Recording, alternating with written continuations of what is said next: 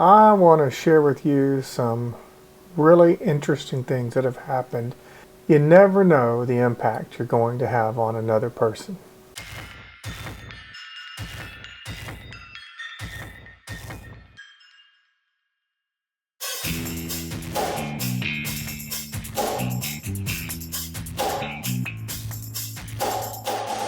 I've started several times to try to do this particular topic since around March when I first got interested in just the general idea of vlogging.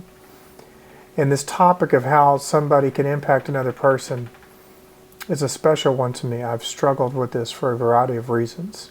When I was a teacher of dialysis, one of the things that I learned, especially after my first go through with cancer, what it can be a seemingly insignificant interaction with another person can actually be life-giving to them. They can receive so much from it. And you will know. I didn't know. And it wasn't until they came back to me later and shared with me how just my being there that day or saying something simple when I felt like I was struggling with inadequacy or the lack of right words, and it turns out that it was just what they needed.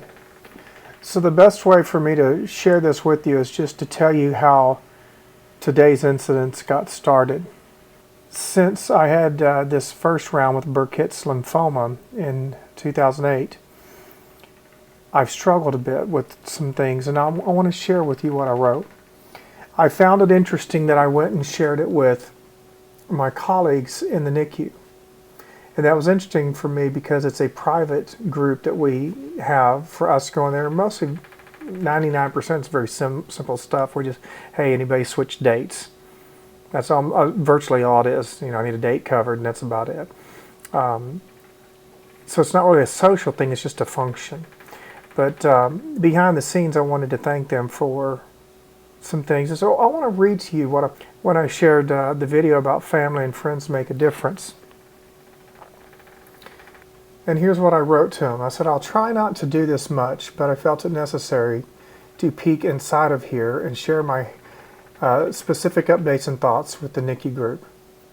By the way, NICU stands for Neonatal ICU. So for those of you who are not part of this environment, the NICU is a place where babies who are born prematurely and they're weak and that kind of thing, we bring them in, and it's like this amazing job because we get to love them back to life and send them home fat and healthy and turn them over to the parents. And so it's really this happy job most of the time. That 1% of the time, it's just so sad, but another story. I said I wanted to share specific updates and thoughts with y'all. I have appreciated these food, support, visits, and love.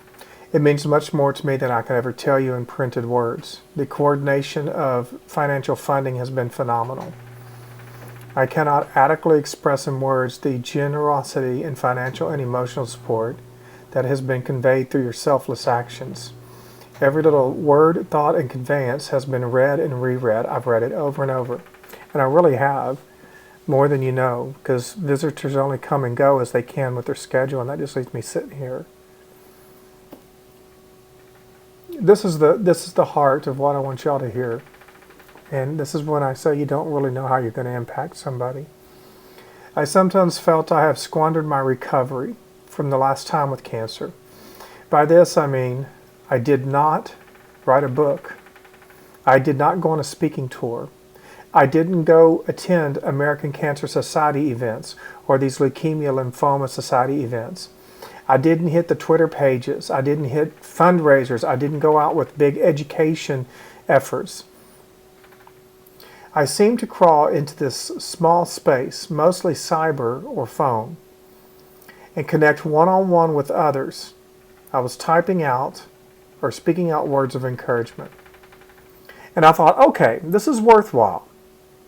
But perhaps it's not the better value since I see so many who do these bigger, large impact type rich media efforts, the fundraisers and writing books, and there's tables that sell things, and and I believe in all these things. I think they're good and they have impacted me. I've received so much when I go to these great conferences, They have value, but I'm going to be honest with you. Sometimes I feel like I've struggled, and this is what I've shared with them, that I feel like I have not given back adequately.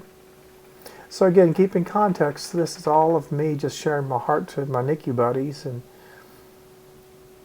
Brenda, Stephanie, and a few others, whose names have been mentioned here and there, have taken time to convey back to me the words, what they have been told by others who are coordinating gifts, financial gifts through them. And what I thought was going to be a small amount of financial support has changed from financial support, which we do need, but it changed into something I needed even more, something that's more valuable than just money. The financial outpouring truly has caught me off guard, to say the least.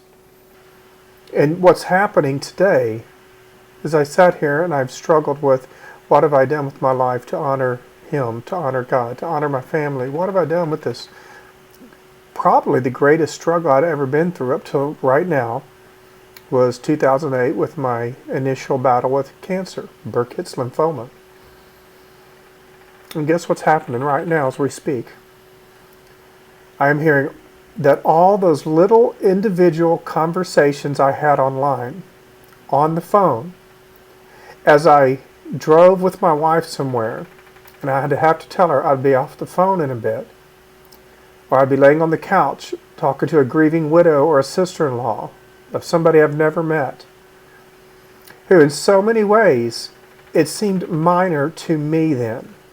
And I thought I was cheating my family, I was being selfish, and I was indulging my own grief because I had maybe processed my grief through. I thought that was minor, and I was really kind of dogging myself out. And suddenly, all of these acts of kindness, individual, quiet, small things that I guess I was doing, are being circulated back with such sincerity and kindness. And I'm being challenged to rethink that maybe it isn't the bigger efforts, in other words, the more grand, outward, big scope things that I do at helping others, that is my role in life. I haven't been able to give back much financially, and that's sometimes hard on me because I've wanted to have this heart. I've always kind of had this deep dream. Wouldn't it be neat if I could be this private benefactor, and when people have a need, I could go help them out real quietly? That's always been like this little deep dream of mine. We haven't been able to do that, but we have quit going deeper in debt, and we were paying off bills. And for those of you who've been through medical stuff, you know that's not easy. I can see where my connecting one at a time, quietly, here and there, is making a contribution unique in its own way. It seems where I had one big rock to help me, guide me, and pour into me in big ways until March 20th, I'm suddenly having a small avalanche of smaller rocks tumbling across my path, guiding me, reminding me, and helping me to forge a way, letting me know it's going to be okay. And it all started because you don't know the impact you're going to have on somebody. I didn't. And all of you that are coming by here and saying little things, it means the world to me. Those of you sending me cards, it means the world to me. It lets me know things are going to be okay. I owe so much of what I have to your kindness and willingness to convey the many words spoken back to me from what you have personally heard and witnessed. I don't think I would have seen this outpouring of gratitude from others if it hadn't been for the unselfishness some of you had to come back around and carefully convey in writing, in prose, private message, and most of them have been coming up from the NICU in person telling me with their body language and tone of voice how they have been touched by what others have shared with them about me and what I meant to them. And the whole time I'm sitting there thinking I've squandered my cancer and my recovery. Listen to me, people. You don't know how it is that you reach out and touch people. I didn't. And now I'm being forced into this very difficult corner to rethink that maybe that even I could have value to touch others. And for some of you, you may wonder, well, why would he even say that? Trust me, I know many of you out there know right where I'm coming from. You wonder, what is your significance in life and your value? And I assure you that many of you have touched my life in so many ways. And it always doesn't have to be these emotional conversations like this. It can be just the lighthearted things that seem seemingly insignificant.